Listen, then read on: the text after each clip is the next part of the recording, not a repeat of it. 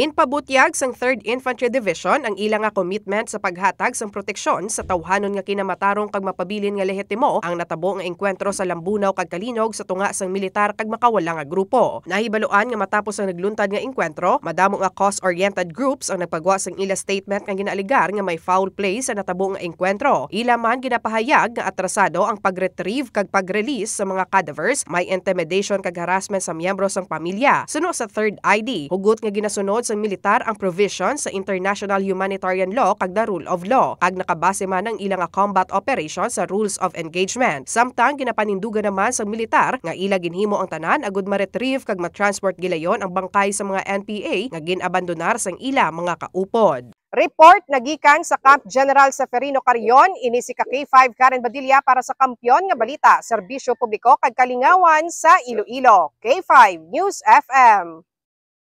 This news is brought to you by, do you feel tired all the time? Do you have frequent infections? Do you have always cold? It's a sign of low immune system. Boost your immune system with Clinica D3 Bio, antibacterial, natural antioxidant, immune system booster. Clinica D3 Bio has vitamin D3, lauric acid, and monolurine to fight against all viruses. Try Clinica Vitamin D3 with Coccus nocifera.